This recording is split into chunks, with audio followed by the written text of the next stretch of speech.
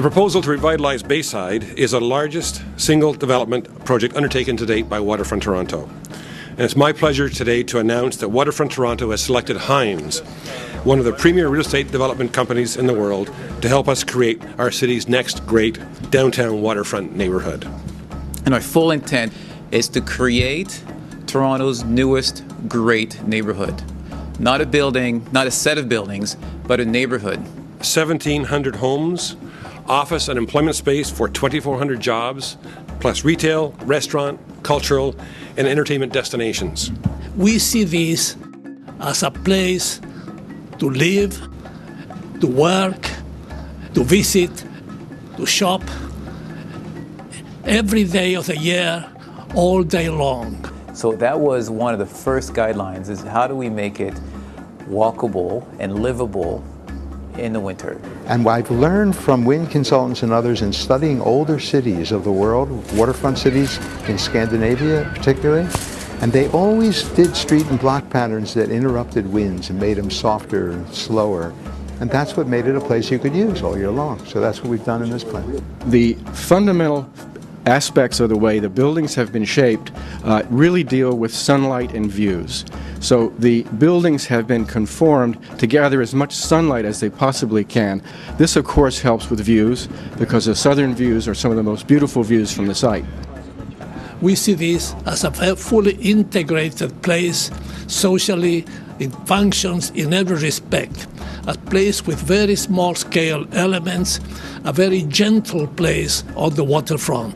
But the key is Bonnycastle. We need to make this main street work like all the great main streets of neighborhoods. And it's kind of a simple retail plan, double-loaded, continuity, no big surprises, and in the middle of it, Bayside Hall. And arriving at the lake is another big experience. So all along Bonnycastle Main Street, it's constantly a new and different feeling.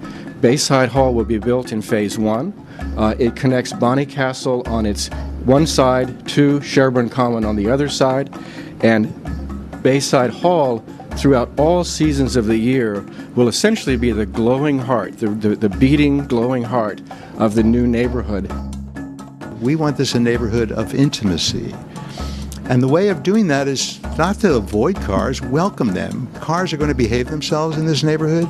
Constant turning, no long distance to build up speed. We don't need speed bumps here. We have a plan of a neighborhood that allows calming to occur on a natural basis. We'll have an LRT that we're doing down Queens Quay Boulevard that providing access to the site.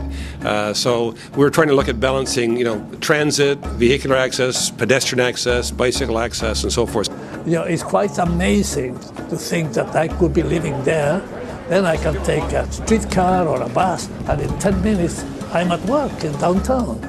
I mean, this is phenomenal. You can enter the complex from any number of locations. You will have unobstructed views to the water from Queens Quay.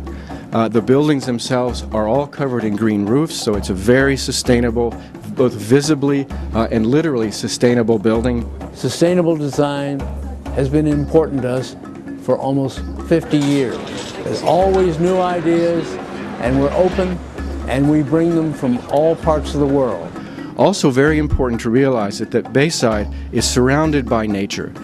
Sherbourne Park on the west, the Parliament Slip on the east, the lake, the promenade on the south. All along the promenade are civic uses. A daycare center is here, a health club will be here, a civic use, possibly a library, is here. So the promenade is very, very public, very civic. The water multiplies everything. It's just sitting by your window and seeing empty water and an island on the back, that just refreshes you, reinvigorates you. Many of your worries just wash away just by being there.